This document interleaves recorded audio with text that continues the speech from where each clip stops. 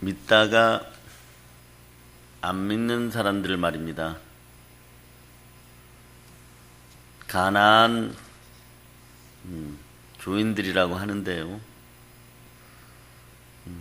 한 200만 명에서 300만 명 정도 된다고 합니다. 정확하게 추산하지 못하죠. 실제적으로 말입니다. 그런데 요즘 그러한 분들이 교회로 돌아올 수 있도록 많은 노력들을 하는데 시료를 거두지 못하고 있다고 합니다. 어쩌면 그런 거죠. 조금 알고 있기 때문에 교회 생활에 빨리 적응할 거라고 믿는데 오히려 잘 안 돌아온다고 합니다. 근데 우리는 처음에 그러한 분들이 교회에 나올 때, 믿지 않다가 교회에 나올 때, 제일 처음에 예수를 영접할 때 전도하셨던 분들은 얼마나 큰 기쁨이 있었을까요? 그죠? 그들이 또 떨어져 나갑니다. 네. 여러분, 제자를 양육하고 모든 족속으로 제자를 삼으라고 해서 그렇게 했는데 그들이 떨어져 나가서 지옥의 심연으로 걸어 들어간다면 여러분들 마음이 어떻겠습니까? 우리가 부모의 입장에서 자식들이 정말 절망 같은 지옥을 향하여 걸어 들어갈 때 여러분의 마음들은 어떻겠어요? 다른 건 몰라도 우리 주 예수 그리스도께서는 그러한 마음으로 교회에서 떨어져 나가는 교인들을 보게 될 것입니다. 여러분, 왜 이럴까요? 과거보다 교회가 커지고 교회당도 커지고 그랬는데 초대교회와 같은 삶의 현장에서 복음이 증거되는 역사가 드러나지 않고 재양육되거나 다시 전도되는 그런 역사가 이제는 한국교회에서 잘 일어나지 않습니다. 그냥 무기력해져 가고 있는 것이에요. 우리는 그래도 현장에서 아이들이 깨어있어서 전도하다 보니까 그런 소리 듣죠. 전도하지 마라, 전도지 넣지 마라 이런 소리들 말입니다. 많은 사람들이 걱정들은 합니다.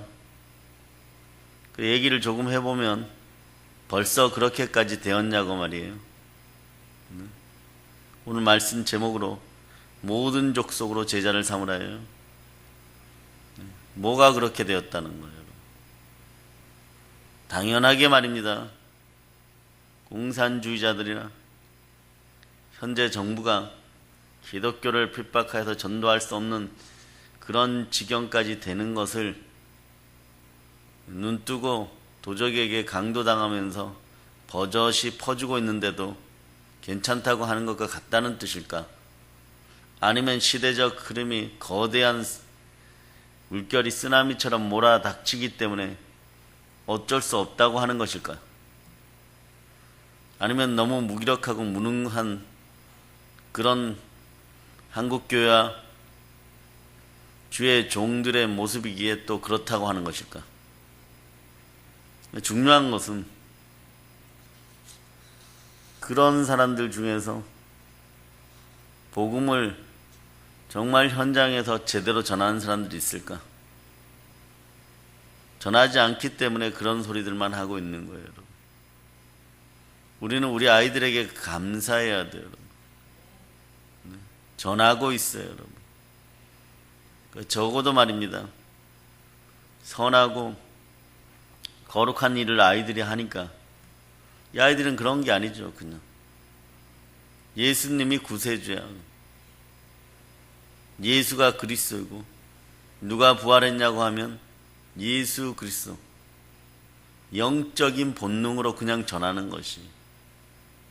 그러나 자란 주의 종들과 주의 자녀라고 하는 부모 세대는 이미 머리로 계산을 해버립니다. 그 제 생각은 안 되는 거예요. 네. 그런데 대체적으로 전도 좀 하면 자랑하기 바쁩니다. 자랑하기 바빠요. 그런데 오늘 바울 사도는 다르게 얘기합니다.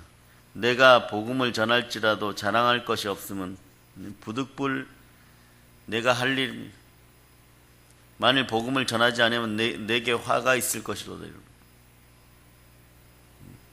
정말 우리는 사나 죽으나 주의 것입니까?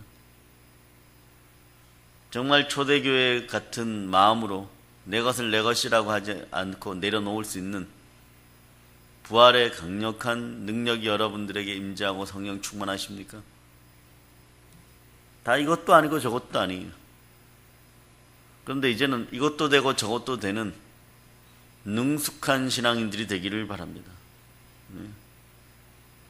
그냥 넉넉히 앉아서 하나님이 역사하셔서 이제 좀 바뀌겠지 뭐 이러고 있거나, 시간이 좀 더 지나면 뭐 교회가 부흥되겠지, 그렇지 않아요. 여러분, 사실 과거에서부터 지금까지 말이에요, 마음으로 혼신의 힘을 다해서 전도하고 훈련하고 작은 교회들이 기다렸지만 그러나 성장하지 않았던 거예요. 그러다가 시간이 지나고 5년, 10년 이렇게 지나고 모든 것을 다 내려놓습니다. 하물며 사역의 현장을 떠나는 교회들도 많아진 거예요. 그런데 남아있는 교회들이 생각을 합니다.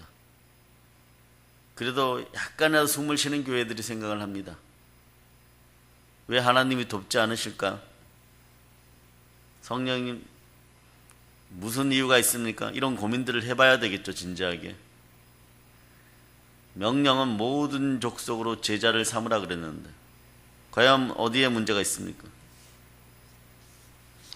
오늘 사역 현장, 오늘날 목회 현장의 현실들이 정말 말들은 할 수 있어요. 가나안 성도들, 안 나오는 성도들이 다시 다른 데 빼앗기지 말고, 다른 데라 그래봐야 세상 속으로 사라져 가는 것이에요, 여러분. 바람이 불면 낙엽이 사라져 가듯이, 가지에서 떨어진 장가지들이나 나뭇잎들이 바람이 불면 사라지는 것처럼 그렇게 사라져 가는 거예요, 여러분. 어디로 갑니까? 바짝 말라가지고 그냥 썩어 들어가는 것이에요, 여러분. 그 복음은 생명과 호흡이 함께 합니다. 생명과 호흡을 잃어버리니까 그렇게 되는 거예요. 나무에서 가지도 떨어져 나가고 잎사귀들도 떨어져 나가는 거예요. 열매들은 더욱더 맺지 못하는 것입니다.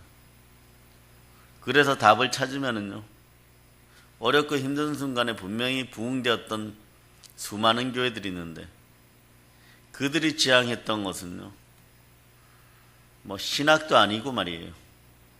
네? 그리고 어떤 프로그램도 아니었었고, 네? 자연스럽게 하나님이 준 제자 양육의 열정과 담대한 용기였다는 것이에요. 그게 어디에 나왔느냐? 사도행전에 나와 있다는 거예요. 초대교회가 그랬다는 것이에요. 그냥 성령 충만한 사랑의 열정이 함께 했다는 것입니다. 왜 그러냐? 대체적으로 복음의 기준이 분명했기 때문에 그래요. 죽었다가 살아나시니까 누구인지를 정확하게 기억하고, 교회가 어떤 곳인지를 정확하게 기억하고, 하나님이 자기 피로 사신 교회에서 사람은 혼자는 살아갈 수 없으니까 아담 때부터 가정 공동체, 그 사회 공동체, 근데 이제는 신앙 공동체가 되는 것이에요. 그러나 신앙 공동체의 기본은 사랑입니다. 예수 그리스도가 주이십니다. 이게 바탕이 되니까, 여러분 한번 생각해 보세요. 여러분의 자녀와 여러분의 가정이 복되기를 바라십니까? 그래서 별의별 노력들을 다 하잖아요. 아이들을 어릴 때부터 막 정말 조기 유학 보내고, 또 유치원 이번에 대란이 있으려고 했지만 막 목숨 걸고 막아서고 유치원 살려 좋은 유치원이 어딜까 막 서로 막 경쟁하고 말이에요. 네? 아이들 옷이나 어른들 옷이나 가격을 매길 수 없을 정도로 비싼 부분도 백화점에 맞는데 네? 그런 거 사서 입히고 나와 나의 가정을 위해서는 정말 그렇게 헌신의 차원을 넘어서 목숨 걸고 잘해보려고 하는데 말입니다. 어쩌면 이것이 한국 사회의 복일 수도 있습니다. 가정을 소중하게 여기는. 그런데 그 소중하게 여기는 부분들을 지켜주는 복음으로 재생산되고 잉태되는 교회 공동체에 대해서는 우리가 그러한 사랑과 열정을 가지고 있느냐? 그렇지 않다는 거예요, 여러분. 그냥 교회는 교회인 거예요. 그러니까 교회를 건물 하나 정도로, 교회당 정도로 전락시켜 놓고 복을 받아야지, 축복을 받아야지 이러고 있는 것이에요. 여기에 문제가 있다는 것이에요, 여러분. 그러나 우리는 교회의 부흥을 향해서 나아가서 그 답을 찾다 보면 어디에서 답을 찾게 되는, 사도행전의 초대교회들에서 답을 찾게 되는 것이에요. 초대교회 성도들이 왜 변화되었냐? 죽었다가 살아나신 이가 누구냐? 죽었다가 영원히 사신 이가 누구냐? 이게 답이었다는 거예요, 여러분. 그분이 그리스도시다. 당연히 그리스도를 만나는 것이 교회죠. 교회는 그리스도의 몸된 교회고 그리스도가 머리 된 교회고 우리는 그 각 지체예요. 내가 잘 되려면 몸 전체가 잘 돼야 되고 내가 잘 되려면 머리가 잘 되어야 되는 것이에요. 그 부활하신 예수 그리스도를 만나고 그분의 영으로 함께 했다는 것, 즉 성령 충만 받았다는 것, 살아계신 주님을 만나고 성령 충만했다는 것, 살아계신 주와 함께 살아갔다는 것, 즉 그리스도와 함께 산다는 것, 이것이 초대교회 부흥의 원천이었다는 것이 여러분. 그래서 그러고 나니까 말이에요. 여러분이 한번 생각해 보세요. 만군의 주를 내 삶에 초청하는 것입니다. 그 청결해야 되겠어요? 청결하지 말아야 되겠어요? 거룩해야 되겠어요? 거룩하지 말아야 되겠어요? 경건해야 되겠어요? 경건하지 말아야 되겠어요? 네? 영원하신 하나님께서 나와 함께 하시는데 그분을 초청하는데 말입니다. 술람미가 솔로몬을 초청하는 것처럼 그거보다 정말 언어로 표현하기 부족할 정도로 그렇게 억만 배 초청하는데 말입니다. 네? 그래서 사도행전의 초대교회 성도들은요, 그 최고의 청결이 뭐냐? 뭐 자범죄, 고범죄 짓는 거, 정욕적인 죄 짓는 거, 이거 짓는 것도 중요해요. 그러니까 이것의 바탕이 뭐냐? 이걸 해결하고 예수를 받아들이니까, 살아계신 예수 그리스도를 받아들이니까, 이거는 그게 뭐 해결하고 안 하고 자시고 할 거 없어요. 급한 거예요, 여러분. 이게 해결이 안 되면 너무 큰 상급을 바로 놓쳐버리는 거예요, 여러분. 그러니까 어떻게 하냐? 그게 뭐냐? 자기 죄를, 자기가 주인된 죄를 회개하는 거예요, 여러분. 내 쓰레기로 가득 채워놓고 회개를 안 하면은 만왕의 왕께서, 만군의 주께서 내 안에서 역사를 하지 않는데 그분이 눈썹만 까닥여도 내 삶은 내가 100년 동안 노력하는 것보다 더 나은 엄청난 충만한 축복이 함께 하는데 말입니다. 그러니까 자기가 주인된 죄를 회개하고 부활하신 예수 그리스도를 주인으로 믿고 고백하는 사람들이 모인 곳이 교회가 되어야 돼요. 초대교회만 그런 것이 아니에요, 여러분. 나는 없고 예수만 있는 거예요, 여러분. 왜 사람이 변하지 않는지, 왜 초대교회와 같은 생명력 있는 역사가 일어나지 않는지, 재양육, 재생산이 되지 않는지, 그 이유는 교회에 있었다는 거예요. 그래서 교회에 대한 교회론이 정확해야 되고, 우리는 우리가 누구인지를 정확히 알아야 되고, 우리는 예수 없이는 살 수 없는 인생들임을 알고, 예수가 함께할 때 충만한 복이 함께함을 우리는 알아야 되는 것이에요. 그러니 예수 그리스도가 주인이 아니라 자기가 주인이면요, 교회를 다녀도 여전히 결핍이라는 거예요. 이 문제를 지나간 시간 동안 선배 목회자들이 해결을 못한 거예요. 왜일까요? 네? 왜일까요? 문제의 원인은요, 프로그램에 문제가 있었던 게 아니에요, 여러분. 훈련에 문제가 있었던 건 아니에요. 좀 더 효과적이고 조금 비효율적일 수 있어요, 각 교회마다. 효과적이냐 비효과적이냐 뭐 요런 차이가 조금은 있을 수 있어요. 가장 근원적인 것은요, 정말 아이러니하게도 말입니다, 복음에 있었던 거예요. 네? 복음에 있었다는 거예요. 아니, 복음은 모든 교회가 다 가지고 있죠, 이러는. 정말 모든 교회가 다 가지고 있습니까? 예수 그리스도 그 자체가 복음이 되고 있습니까? 초대교회 성도들 같이 부활의 예수 그리스도 앞에서 죄를 회개하고 살아계신 예수를 주인으로 믿고 살아계신 주 예수 그리스도와 함께 사는 그런 복음이 선행됩니까? 오직 말씀으로 말입니다.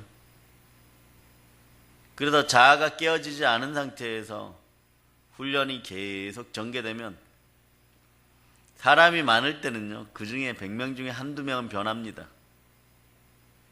그런데 그 변화된 사람들마저도 계속해서 살아계신 주와 동행동반하지 않으면 열정과 사랑이 식어가요. 인간은 그렇게 불완전합니다. 그러니 제자 학교를 졸업한 훈련생들은 있는데 진짜 제자는 없는 거예요. 졸업장은 받았다고 하는데 머리만 커져서 교만한 거예요, 여러분. 뭐 그것도 제대로 아는 것도 아니에요, 여러분. 예수를 모르면 모든 걸 제대로 아는 게 아닙니다. 복음이 자리 잡지 않으면 제대로 아는 게 아무것도 없는 거예요. 오로지 수박 겉핥기식으로 배워가지고 수박의 크기만 바라보는 거죠. 다른 과일보다 크다, 이렇게. 내가 졸업했으니까 너희가 나를 떠받들어라. 내가 주인이 되는 것이에요, 여러분. 그래, 겸손과 여호와에 대한 경외함이 나올래야 나올 수가 없는 거예요. 거룩과 경건이 나올 수가 없는 거예요. 그러니 어찌 재물과 영광과 생명이 있고 너의 영혼이 잘된 같이 범사가 잘되고 강건하게 되겠어요. 오히려 어둠의 영을 교만으로 초청하기 때문에 오히려 성령 하나님이 함께 하셔서 쫓겨나가서 더러운 악한 것들이 쫓겨나가서 하나님 나라가 서야 되는 것이에요. 여기에 비밀이 있었던 거예요. 예수가 주인이 아니라 자기가 여전히 주인인 사람에게는요, 사실 나중에 보면 어떤 훈련도 무의미한 거예요. 어떤 훈련도 무의미한 것이에요. 그래서 이 시대 분명 참된 교회의 모습을 찾아보기는 어려운 시대예요. 그렇다고 포기합니까?